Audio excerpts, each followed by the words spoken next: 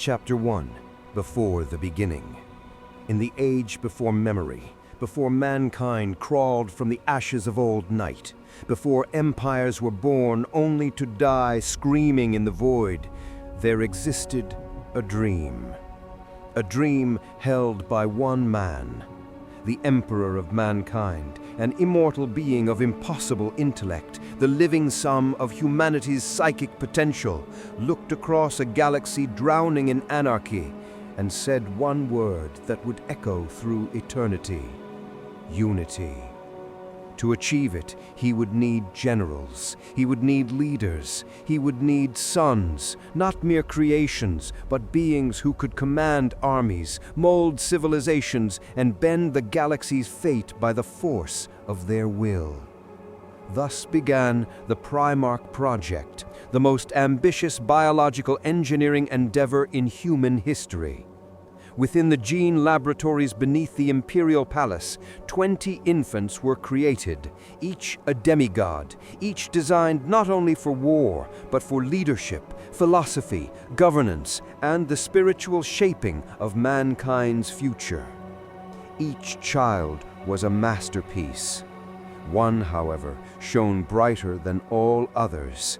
A being who possessed unmatched charisma, battlefield intuition that bordered on prophecy, and a will powerful enough to break worlds or unite them. Horus, the first, the beloved. But the warp, the roiling sea of immaterial madness, does not allow such dreams to take root without a price. Before the Emperor could raise his sons, chaos struck. In an act of divine sabotage, the Primarch pods were stolen and hurled through the immaterium, scattered like burning meteors across the void. This single moment, this cosmic theft, would shape the destiny of the galaxy. None more so than Horus. Chapter 2. The Discovery of the First Sun. Where Horus landed is uncertain even in the oldest archives, and many scholars argue which planet first felt the footsteps of the Primarch. What is known, what every remembrancer, legionary, and imperial historian agrees upon, is this: Horus was found first. The Emperor, guided by impossible intuition, arrived on that nameless world and took the child into his arms. From that moment onward, Horus would know what no other Primarch ever would. He grew up with the Emperor himself. He learned language from his voice, war from his hands, philosophy from his wisdom, loyalty from his presence. For decades, the Emperor and his son were inseparable. Together they conquered the early stars, crushed techno-barbarian tyrants, and built the foundations of the Great Crusade. When the other Primarchs were eventually found, they were embraced with honor. But Horus was embraced with love, and he knew it. Chapter 3. The Luna Wolves. Once grown, Horus was given command of the 16th Legion, the Luna Wolves. Created from his gene seed, they mirrored his traits: relentless courage, unwavering discipline, fierce loyalty, and a brilliance for strategy unmatched by any human commander. Under Horus, the Luna Wolves became the spear tip of the Great Crusade. Where they deployed, compliance followed. Where they marched, worlds fell silent in awe or terror. Victories piled upon victories. The Yindosian Block, the Solpak Reach, the cleansing of Goro, the Ghoul Stars interventions, the Melancholia Wars. Campaigns that might have taken centuries were ended in decades because Horus fought not merely to win, but to inspire. Every legionary followed him not as a commander, but as a father. And to the Emperor, he was more than a son. He was proof that the dream of unity could survive the fires of the galaxy. Chapter 4. The Rise of the War Man. It was during the Ulanor Crusade that Horus reached heights no mortal or immortal had ever achieved. The Orc Empire at Ulanor was the most colossal Xenos dominion encountered in millennia. An endless tide of green savagery that swallowed star systems whole. Many believed no force in existence could break it. Horus did. His strategy was flawless, his execution perfect, his leadership transcendent. At Ulanar's heart, he slew the Orc warboss in single combat and shattered an empire that had lasted longer than most human civilizations. The Emperor gathered his sons, his armies, his greatest heroes, and declared Horus War Master, the supreme commander of the Great Crusade. It was the highest honor the Imperium had ever bestowed.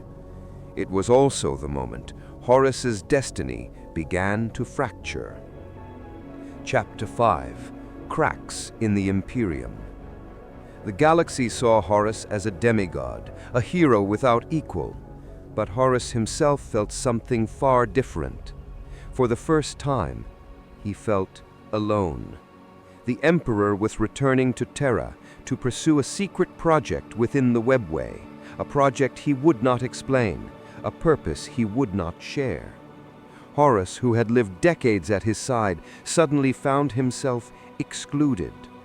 Worse still, the other Primarchs, jealous, ambitious, or simply resentful, watched him with suspicion. Horus was the War Master, but he was also a target. Political tensions grew among the legions. The Word-bearers whispered, the Alpha Legion schemed, the Raven Guard feared, even the stoic Perturabo watched with bitter envy. Into this ocean of doubt stepped a single man, Erebus of the Word-bearers, a priest of the Dark Gods, a master of manipulation, and the architect of betrayal. Chapter 6. Davin, the wound that broke a Primarch. On the moon of Davin, the trap was sprung. Erebus led Horus to a battlefield soaked in corruption. There, wielding the Anathem, a cursed blade forged in the shadow of chaos, he struck the Primarch. The wound was mortal. A Primarch, a being nearly impossible to kill, lay dying. Legions trembled, the Imperium shook, and at the edge of death, Horus was taken by the Serpent Lodge into the depths of the warp, where reality ended and temptation began. In visions, Horus saw futures twisted beyond imagining. He saw an Imperium ruled by tyranny, an emperor crowned as god, not by his will, but by the worship forced upon him. He saw humanity enslaved to order, not liberated by it. Chaos did not lie to him. They showed him possibilities, half-truths wrapped in prophecy, futures shaped by fear. And in the void where reason collapses, Horus made the choice that would burn the stars. He would save humanity by destroying the Imperium. Chapter 7. The Dream of a Broken Future. In the shadowed labyrinth of the warp, where thought shapes reality and emotion becomes substance, Horus Lupercal, War Master of the Imperium, stood on the precipice of a nightmare. The Serpent Lodge had bound his dying body within their ritual circle, but what mattered was not the flesh, it was the mind. There, in a realm beyond time, the Chaos Gods revealed visions of the Imperium's potential future. A future where the Emperor, enthroned in golden machinery, became a silent corpse god. A future where his dream of unity twisted into dogma. Where his sons became relics, their deeds forgotten. Where humanity worshipped a god-emperor who no longer spoke, no longer ruled, only bled into the warp as fuel. Horus saw Terra burning. He saw legions broken. He saw humanity chained to a throne of lies. He saw himself erased from history.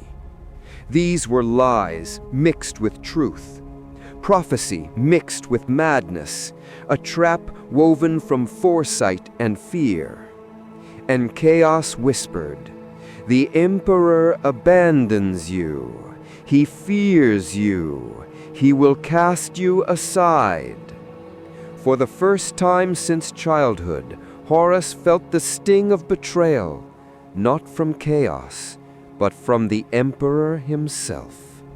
And in that moment of weakness, anger, pride, and fear coiled inside him like a serpent. The War Master opened the wound the anathema had carved, and in doing so, he opened his soul. Chapter 8: The Birth of the Traitor. When Horus awoke, the galaxy exhaled. His legion celebrated. His brothers sent messages of relief. Even the Emperor, silent from afar, sensed the survival of his most beloved son. But the Horus who rose from the healing sarcophagus was not the same as the one who had been struck down. His smile remained. His voice remained. His brilliance remained. But beneath the surface, beneath the armor and glory and charisma, a fracture had formed. Erebus, ever the serpent, stayed close. Whispers of conspiracy trickled into the War Master's ear. He spoke of the Emperor's deception, the truth of the Webway project, and the growing power of the Council of Terra, bureaucrats replacing generals. He presented the War Master with a new truth. You should have been the Emperor's equal, but he made you his tool. He did not answer. He didn't need to. The seed had already taken root. Chapter 9: The First Act of Rebellion, Istvan III. Before declaring open war, Horus needed to purge the loyalists within his ranks. Thus began the atrocity of Istvan III. The plan was simple: lure the loyalist elements of the sons of Horus, Emperor's children, Death Guard, and World Eaters onto the planet under the guise of a routine compliance. Virus bomb the world, burn the survivors with orbital fire. What occurred was far more tragic. The loyalists, Gabriel Loken, Tarek Torgadon, Captain Saul Tarvitz, and thousands more realized too late the betrayal unfolding. When the virus life spread across the world, entire cities liquefied into organic sludge. Oceans boiled, air ignited, a world died. But the loyalists did not. They fought through the toxic ruins. They rallied. They resisted. And so Horus, for the first time in his life, gave the order that sealed his fate. Send down the Astartes. Kill them to the last. Brother against brother. Legion against legion. A civil war in miniature. The first spark of the inferno to come. As Horus watched the flames engulf Istvan III, his heart hardened. A line had been crossed. Another sin added to the ledger. Chapter 10: Death of Unity. Across the stars the truth whispered. Some Primarchs recoiled in disbelief. Others felt only grim confirmation. Fulgrim, seduction, vanity, and a daemon blade already gnawing at his soul, he fell willingly, eager to embrace perfection.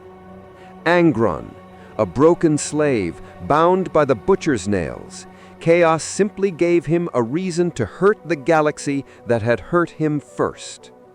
Mortarion, bitter, resentful, forever hating the Emperor's control, he followed Horus out of pride and old wounds. Perturabo, overlooked, undervalued, underestimated, Horus promised him vengeance and glory. Alpharius and Omegon, masters of secrets, caught in a prophecy they claimed to serve. Each traitor had their own reasons. Each wound had been festering long before the heresy began. But Horus unified them, not with lies, but with purpose. The Emperor will slave humanity. We will free it." This was the tragedy of the War Master. He did not believe he was betraying the Imperium. He believed he was saving it. He was wrong. Chapter 11. Istvan V, the Drop Site Massacre.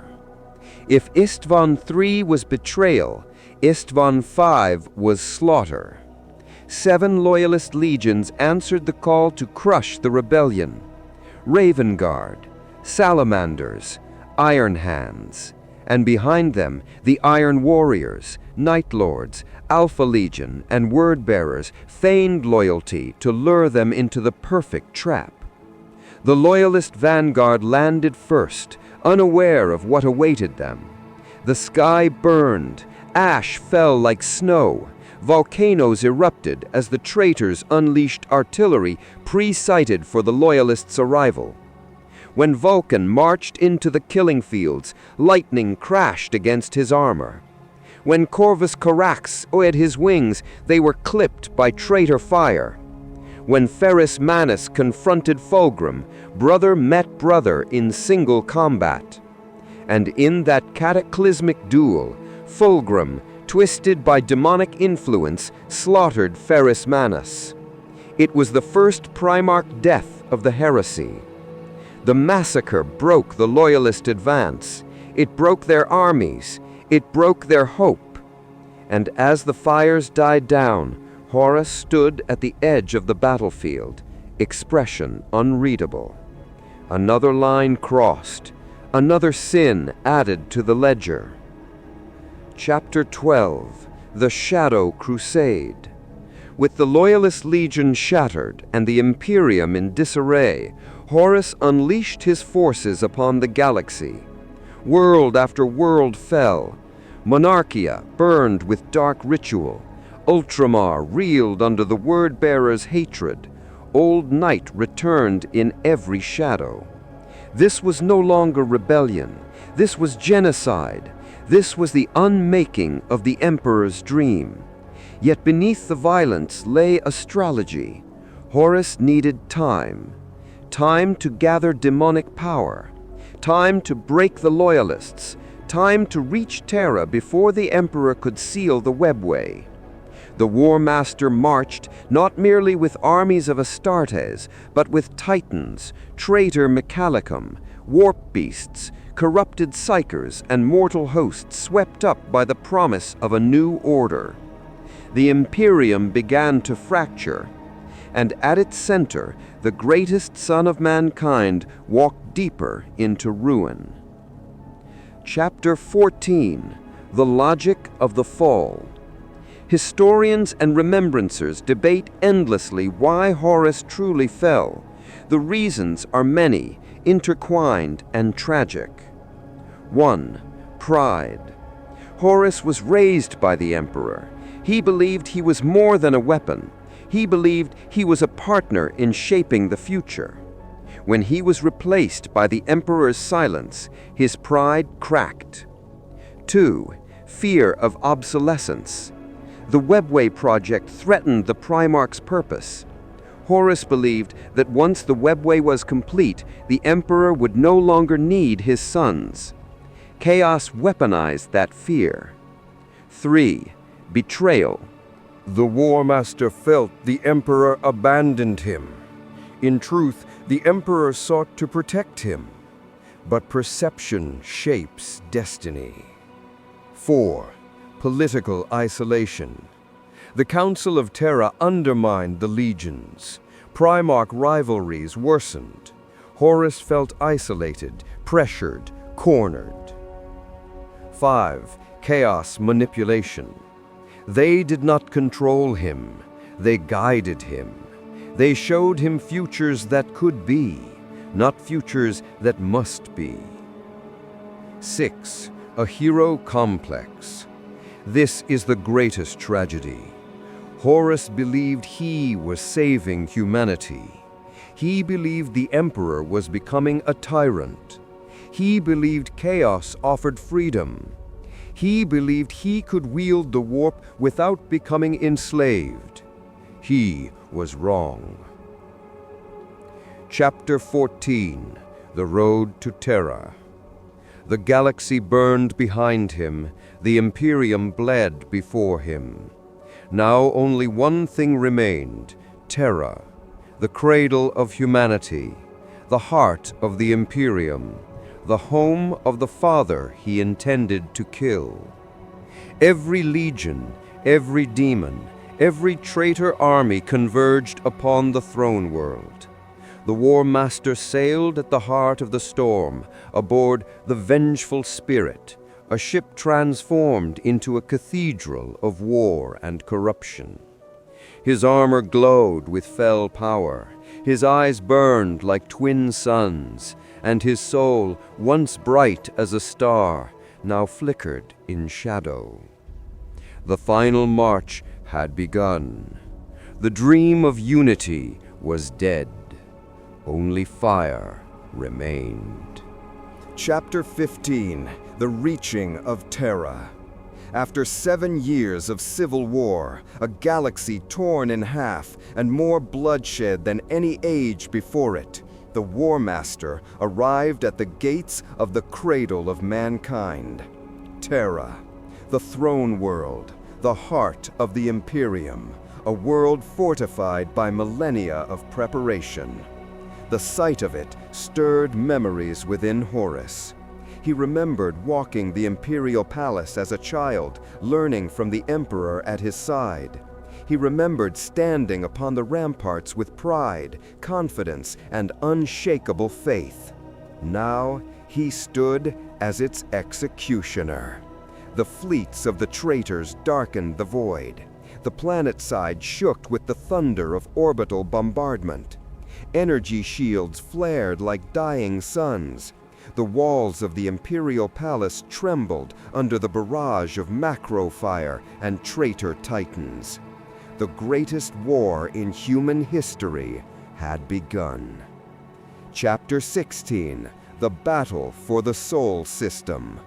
Before Horus could lay siege to Terra itself, he had to pass through the most heavily defended region of space ever constructed, the Sol System Defense Grid. Charged with untold firepower, autonomous battle stations, orbital citadels, and entire battle groups, it was designed precisely for this nightmare scenario. But Horus was prepared. The sons of Horus, Death Guard, Emperor's Children, and World Eaters led the vanguard. The Dark Mechanicum deployed profane war engines that twisted reality itself. Demonic distortions fractured the void, creating breaches where no breach should be possible. As the traitor fleet surged forward, the Loyalist defenders, Imperial Fists, White Scars, Sisters of Silence, the Legio Custodes, and countless mortal regiments fought with fanatical resolve. It was a war of annihilation.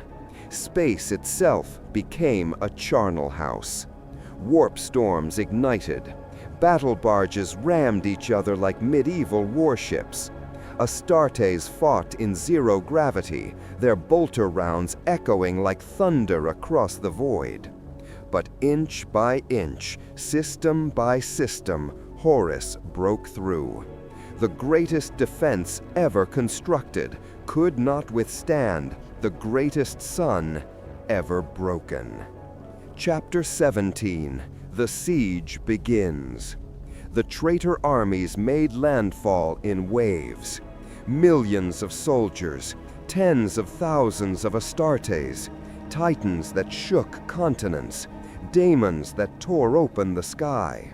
The Lion's Gate spaceport became ground zero. If the traitors secured it, they would land endless reinforcements. 7 days of slaughter turned the landing fields into a mountain range of the dead.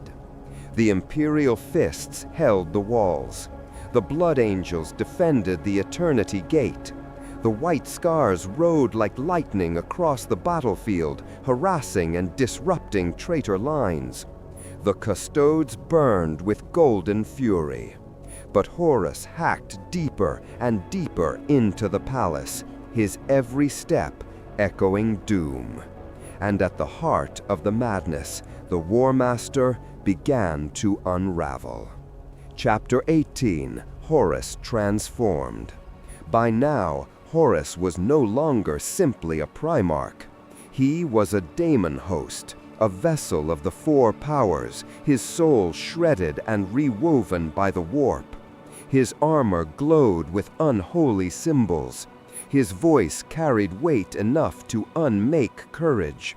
His gaze became a furnace of ancient malevolence and broken love. He was the perfect champion of chaos. Yet, paradoxically, a small ember of the old Horus remained, a fragment buried deep, smothered by gods, but not extinguished. The tragedy of Horus was not that he became a monster, but that he remembered being human. Chapter 19, The Passage of Sanguinius. At the Eternity Gate, the most beautiful and tragic of the Emperor's sons made his final stand. Sanguinius, Primarch of the Blood Angels, whose grace uplifted every warrior who fought at his side. The War Master and the Angel had once been brothers, true brothers bonded by respect and admiration. They had embraced on Ulanar. They had marched through 1,000 stars. Now they stood on opposite sides of an abyss neither could cross. When the traitors breached the inner defenses, Sanguinius was isolated from his legion, surrounded by daemons, cut off in the maddening labyrinth of the vengeful spirit, for Horus had lowered his shield specifically to draw them in. It was calculated, cold, cruel. Horus needed the Emperor to come alone. Deep within the corridors of his ship, amidst shifting walls of flesh and metal, Sanguinius found the War Master. They spoke no words that history recorded, but the truth is known. Sanguinius saw the last spark of Horus's humanity, and Horus saw the light he had lost. When the angel refused to join him, reinforced by unbreakable virtue, Horus struck him down. The death of Sanguinius was not merely murder, it was the shattering of the last innocence in the galaxy. And with that act, the Emperor's heart would break. Chapter 20, The Emperor Ascends to the Vengeful Spirit. When Sanguinius fell, the Emperor knew. He felt it across the web of psychic fate. He felt it like a knife through the soul. With Custodes and Primarch Dorn beside him, the Emperor prepared for the final confrontation. But Horus, empowered by the dark gods, unleashed his full might and obliterated the defenders around the Golden Throne.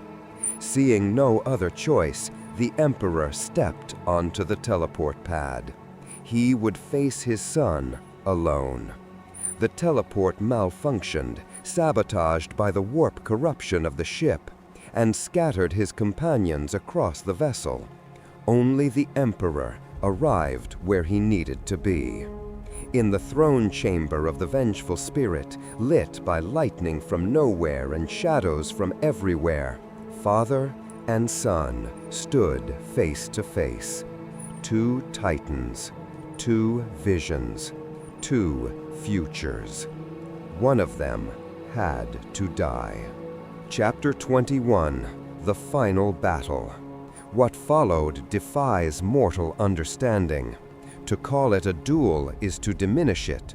To call it a battle is to misunderstand it. This was a psychic war of mythic scale, fought across physical reality and the warp simultaneously. Horus, swollen with daemonic power, tore open the laws of existence. He broke the Emperor's armor, he shattered his shield, he crushed his body. And the Emperor, holding back to avoid killing his son, was nearly destroyed. Horus showed him visions of the future. Horus mocked his dream. Horus offered him a place beside him in a new order. The Emperor refused. Yet still he held back, until Horus committed his final sin. A lone Imperial army soldier, stumbling into the chamber, tried to defend the Emperor even though he was powerless. Horus flayed the man alive with a gesture. There, at last, the Emperor saw the truth. His son was gone. Only a monster remained. And so the Emperor unleashed his full power. A blast of psychic force that ripped through daemonic wards, shattered warp chains, and burned chaos from reality. In that moment, Horus saw clearly. He saw what he had become. He begged for release, and the Emperor granted it.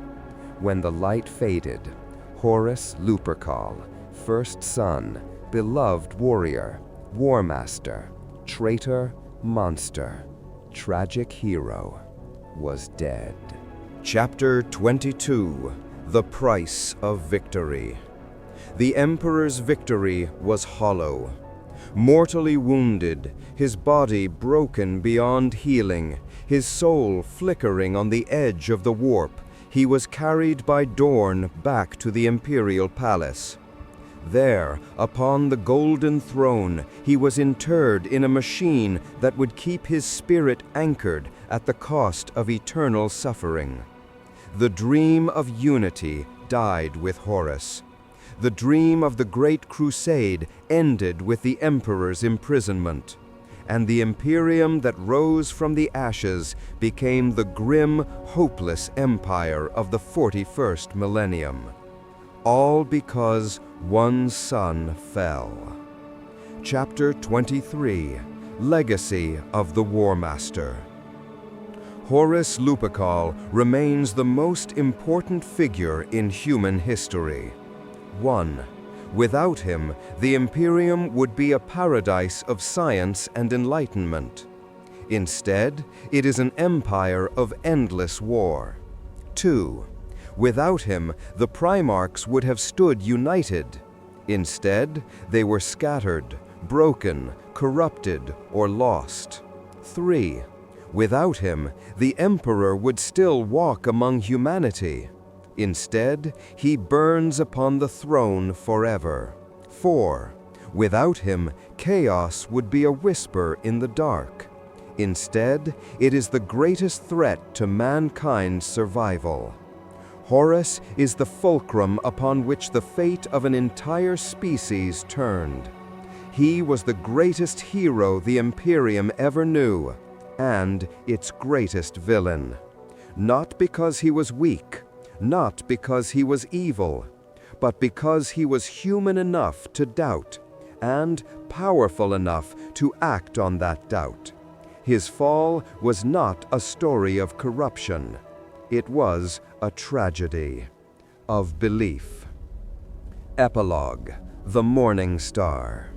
In forbidden tomes across the galaxy, Horus bears 1,000 titles: War Master, Arch-Traitor, the Favored Son, the Morning Star, the Betrayer, the Lost Son, the First Heretic, the Death of Light.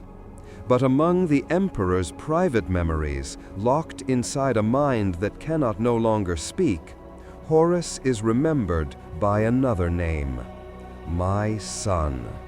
And that is the tragedy that defines the Imperium. It was not a tyrant who broke the galaxy. It was love.